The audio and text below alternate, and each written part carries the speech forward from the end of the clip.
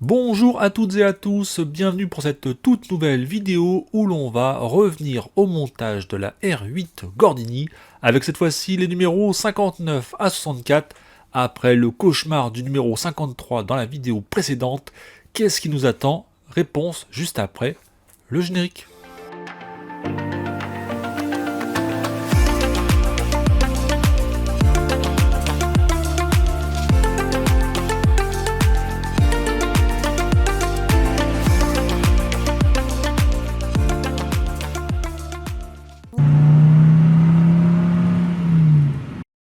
Présentation des fascicules et l'on débute avec le numéro 59.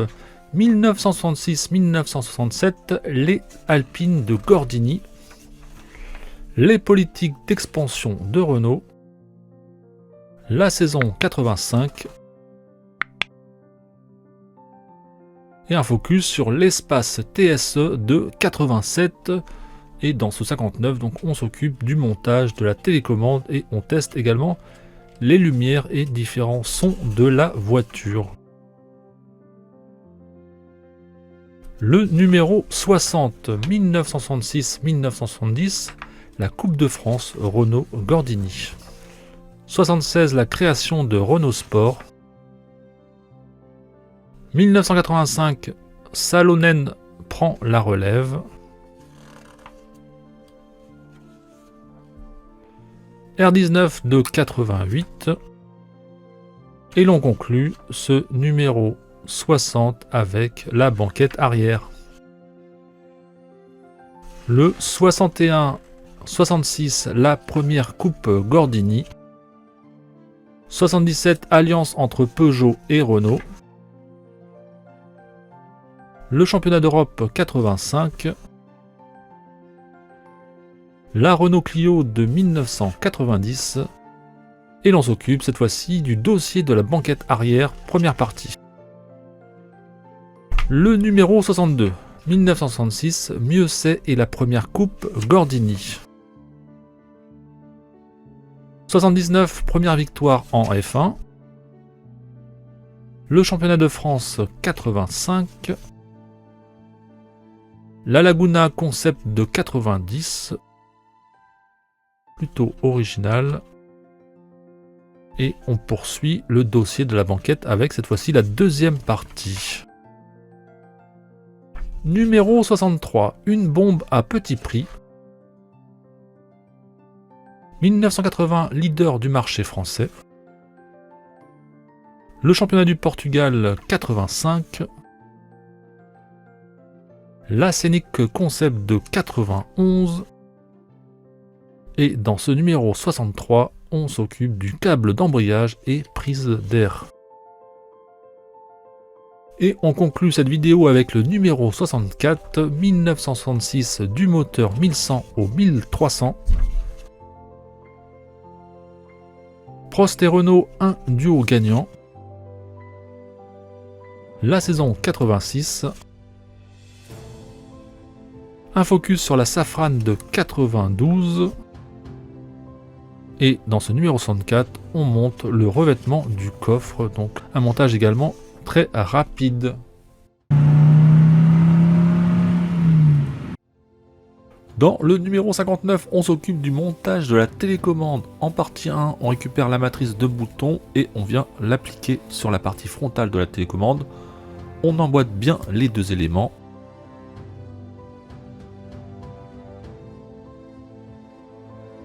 Ensuite, on vient ajouter la PCB et la partie arrière.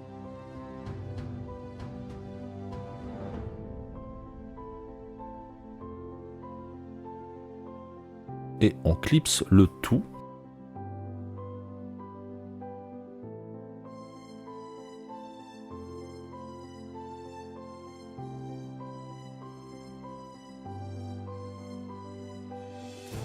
En étape numéro 3, on vient ajouter le compartiment à pile avec une pile justement 20-32 non fournie dans la maquette.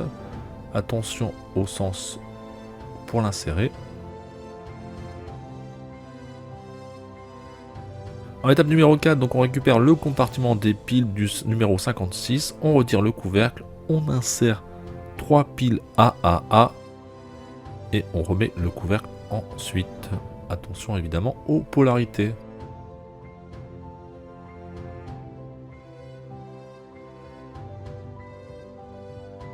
Étape 5, on vient raccorder les connecteurs du compartiment à pile à ceux de la R8, donc 56A et 56B.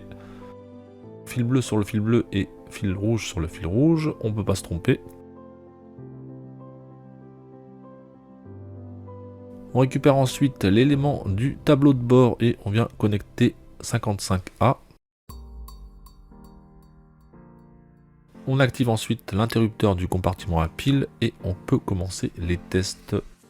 A few moments later. Donc là, j'allume. Donc là, on a bien le son plus fort, moins fort qui marche. J'ai bien le son du démarreur. Par contre, l'accélérateur, j'ai rien. Et puis après, bah, les feux, ça marche bien.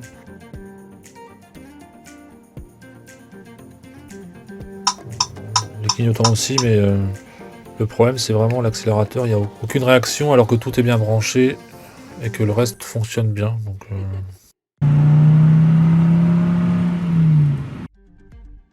Le montage numéro 60, on s'occupe de la banquette arrière. En étape numéro 1, on vient insérer la mousse à l'intérieur du revêtement de la banquette arrière. On vient ensuite ajouter la structure de la banquette arrière par-dessus. Donc prenez votre temps, manipulez avec précaution, emboîtez bien les différents éléments, sachant que la première partie est bien souple en caoutchouc, donc vous pouvez facilement tirer dessus pour mieux emboîter les différents éléments.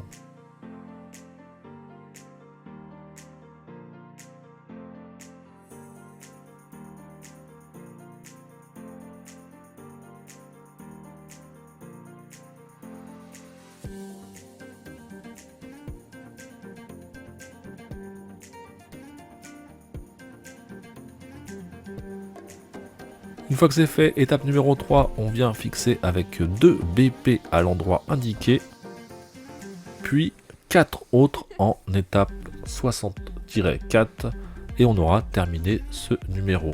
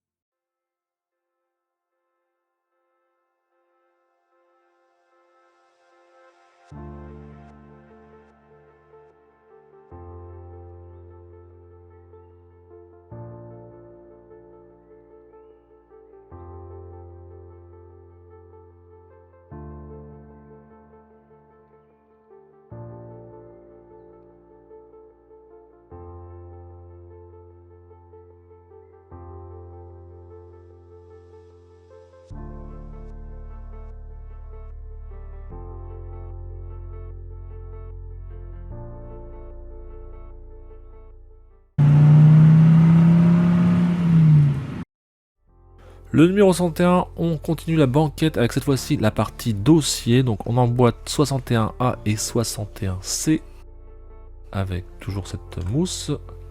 Ensuite, en étape numéro 2, donc on vient poser la structure du dossier arrière sur la mousse.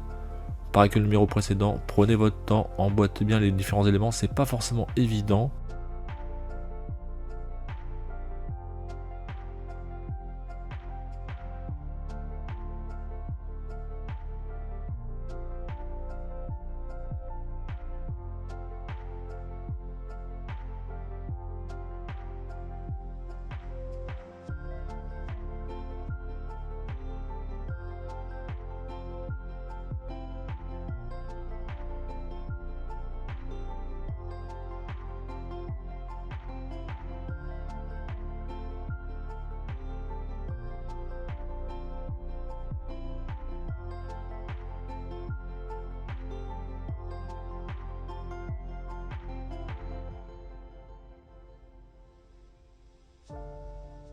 Étape numéro 3, on vient placer 2 BP pour fixer le tout. avant de conclure en étape numéro 4 en mettant 4 vis AJP.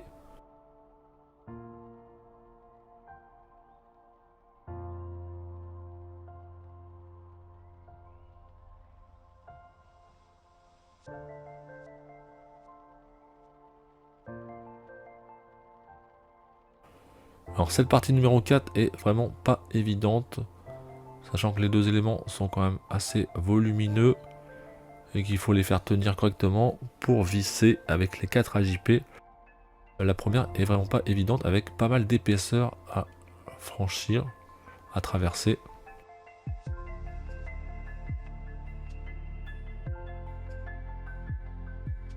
Donc là, si vous avez une âme charitable autour de vous pour faire cette partie-là, ce sera plus facile.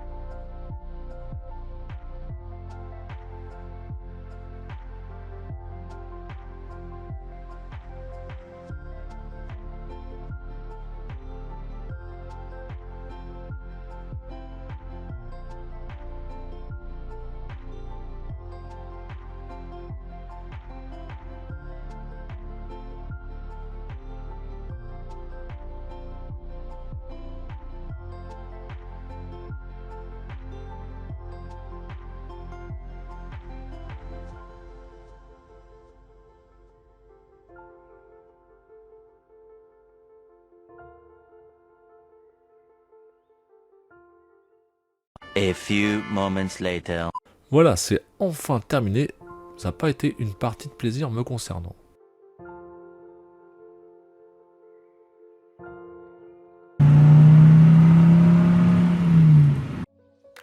Le numéro 62, on va revenir à tout ce qui est pénible dans cette R8. Pourtant ça commence bien, on récupère la banquette arrière et on place le couvercle du dossier arrière. Vous clipsez les deux éléments et c'en est fini de cette première partie.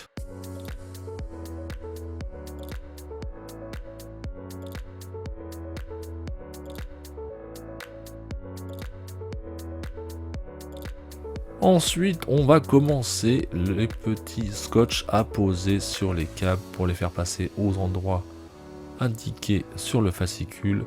Autant vous dire que c'est super galère, le scotch ne tient pas. Surtout qu'on a plusieurs à coller à chaque fois, donc c'est super chiant.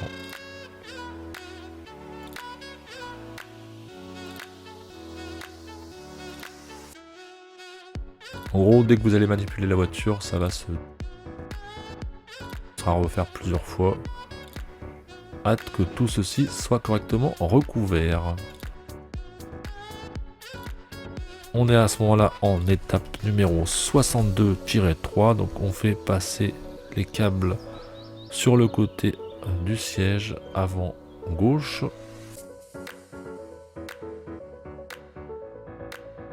On les fait passer dans une sorte de petite rainure, mais il n'y a pas forcément la place de tout mettre correctement.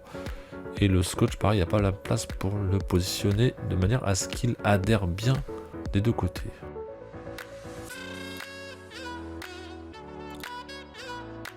On fait ensuite la même chose pour l'autre côté de la R8. En faisant passer les câbles d'éclairage, etc.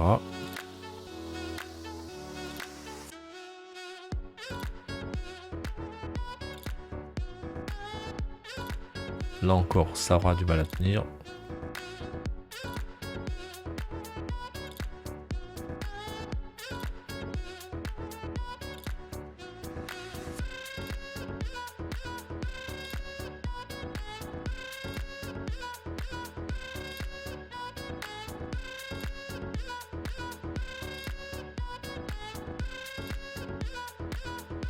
Et ensuite, on vient positionner la banquette sur la R8.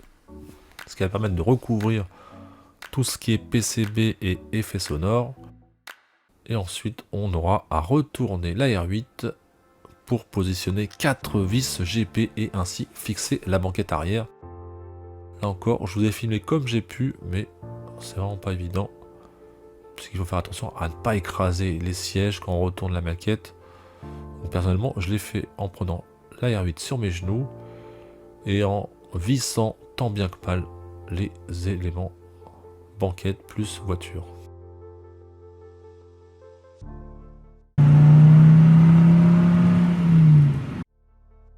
Le numéro 63, ça commence bien puisqu'il faut déjà remplacer la pédale d'embrayage avec une nouvelle qui est fournie dans ce numéro 63. La différence, c'est qu'elle possède un embout un peu plus important qui permettra de raccorder un câble par-dessous. On change la vieille pédale, on met la nouvelle.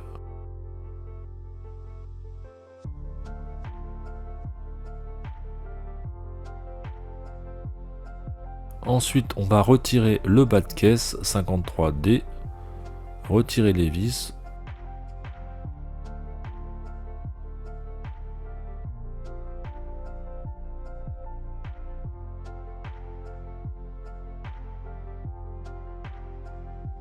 Voilà, c'est magnifique tous ces câbles noirs. Là encore, on va faire du rafistolage, donc on commence par câbler sur la pédale d'embrayage. Une fois que tout ceci est fait, qu'on a repositionné correctement les éléments, qu'on a mis un petit prolongeur pour un câble qui n'était pas assez long. Et ouais, c'est magnifique. C'est du XO.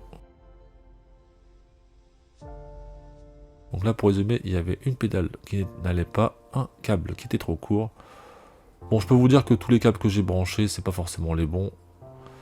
Et ensuite, on remet le bas de caisse.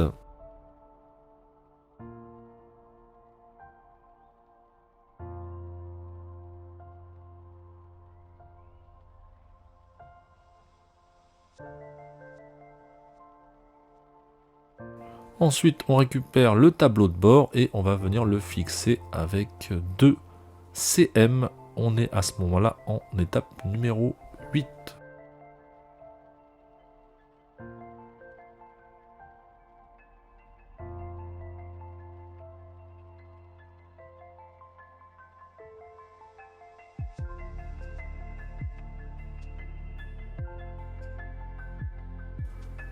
En 9, on va venir placer les prises d'air, donc une de chaque côté, et on vient les fixer chacune avec 2 AP. On aura terminé le numéro 63.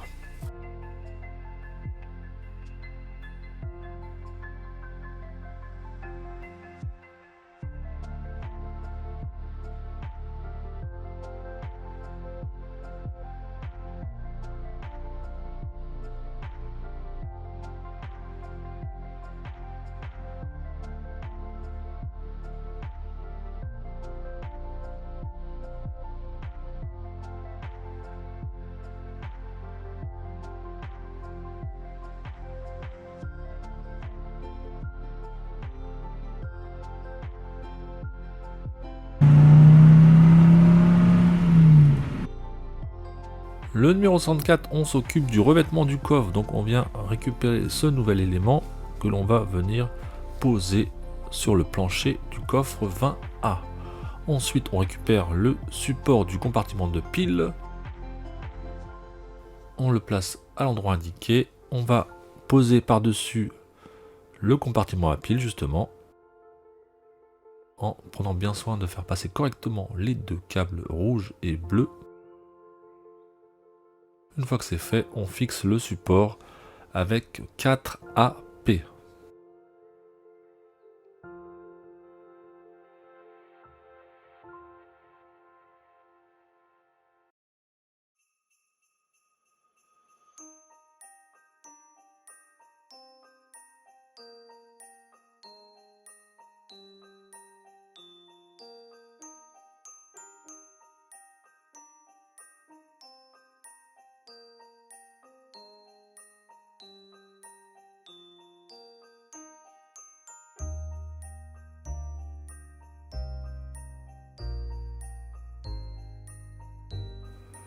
On place ensuite donc ce compartiment. Une fois que le support est placé, on va l'emboîter et on va fixer à son tour le compartiment avec 3 AP, ce qui nous permettra de conclure ce numéro 64 et de finir sur une plutôt bonne note concernant ce numéro.